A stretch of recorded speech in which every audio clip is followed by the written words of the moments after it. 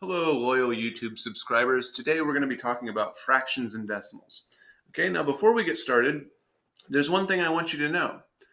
When we're talking about fractions and decimals, so when I have a fraction, 1/2, it is equal to some decimal out there, in this case 0.5. Now, what I want you to know is that these two things, 1/2 and 0.5, are describing the exact same thing. These numbers are equal, they're exactly the same. So in language, sometimes we use words that have the same meaning. Those words are called synonyms. And you could think of 1/2 and 0.5 as being kind of the synonyms of numbers. They literally have the same meaning. Um, so if you wanted to say, two synonyms, for example, you could say you're happy. Okay, that's one word. And a synonym to happy could be ecstatic. Now, in some cases, in some situations, you'd use the word happy. If you got a B plus on a hard math test, you'd say you were happy. In other situations, you'd say you were ecstatic, like, I don't know, you went to a Katy Perry concert or something like that. Now, just like that, you use one in one situation and ecstatic, or happy in one situation and ecstatic in another. We do the same thing with numbers. So in some situations, writing numbers as fractions really makes calculation easier. And in other situations, writing those same numbers, that same number, as a decimal will make calculation easier.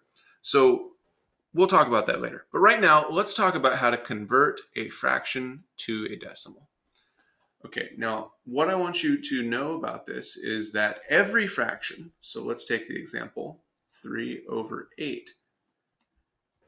This is a division problem. This is 3 divided by 8. In fact, I rarely write this symbol anymore. I just write fractions when I want to talk about division. So what that means is that 3/8 is equal to 3 divided by 8.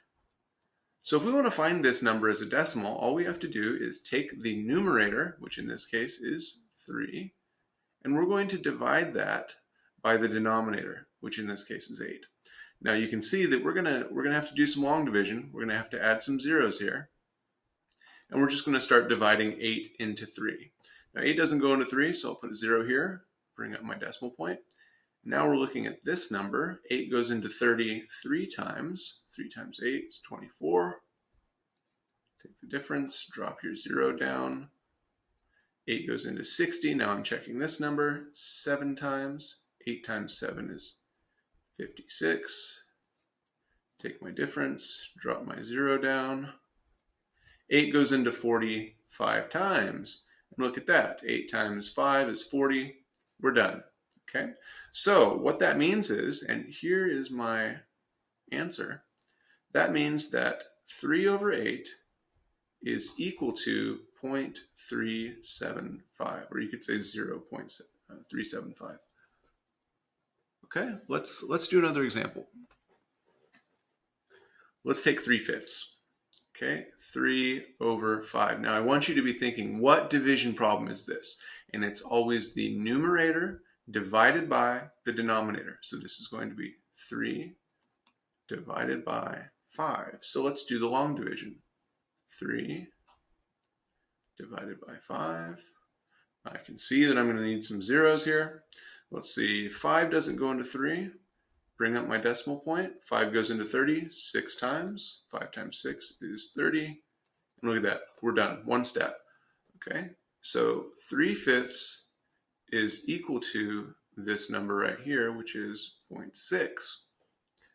Like I said, sometimes it's much easier to do calculations with 0.6 than it is 3/5. Let's do one more example to see a special case. These were nice and easy because well, I didn't have to do much division. Let's see one that's a little bit harder. So let's do 2/7. Okay, the fraction 2/7.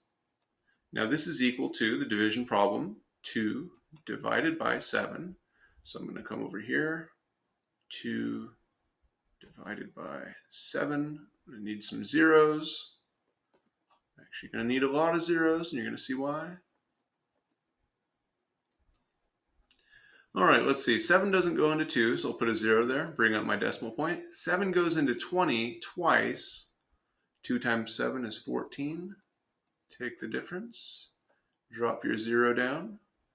7 goes into 60 8 times. 7 times 8 is 56. Take your difference. Drop your 0 down. I'll draw that arrow. 7 goes into 40 5 times. 7 times 5 is 35. Take your difference. Drop the 0 down. 7 goes into 50 7 times. Okay, 7 times 7 is 49. So we're just going to keep ticking away at this. Just keep doing the thing we know how to do. Let's see, 7 goes into 10 once. 7 times 1 is 7. All right. Drop down my 0. I don't want to draw big long arrows. 7 goes into 30. Let's see, 4 times. 4 times 7 is 28. Oh boy, I'm going to run out of room here. 2, drop my 0 down. 7 goes into 20. Let's see. Well, what's going to happen here? Well, we're going to have to keep going here, but let's see. 7 goes into 20. How many times? Twice. And I'm going to have 14 here. You know what I'm going to do? I'm going to continue doing this, but I'm going to bring up my 20 here. Okay, so I'll have my 20 here. 2 times 7 is 14. Difference is 6. Drop my 0 down. See, I'm still in the same column. That works. I mean, you won't have to do that. I can't do this on this program. You'd have a full sheet of paper and you could keep working down. 7 goes into 60 8 times. Oh wait, haven't I done this before? Here was 20, here was 60, here was 40, and then 50, 10, 30, and 20 again. Okay, well, let's keep going. Let's see what happens. If I get a 40 here, I'm going to be very suspicious. Well, okay, there's 40. 7 goes into 40 5 times. Okay, so let's see here. I had 20, 20, 60, 60, 40, 40, and now 50. All right, so this is clearly a pattern that's going to repeat. And this is what's called a repeating decimal. So when you divide by certain numbers, you won't get that nice decimal that just stops. You'll get a decimal like this. And what happens with 7 is these 6 numbers will just repeat and repeat and repeat. So you could do the division forever and you'll just always get these 6 numbers. So the way we write that is we will say 2 over 7 is equal to 0.285714 repeating.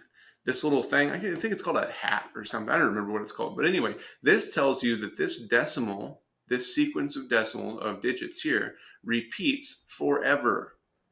Forever. It never stops. You'll never get a decimal. You'll never get a 0 for your remainder here. Okay, it'll go on and on forever. So what you need to do on these problems is find the pattern that repeats and then draw your line over it.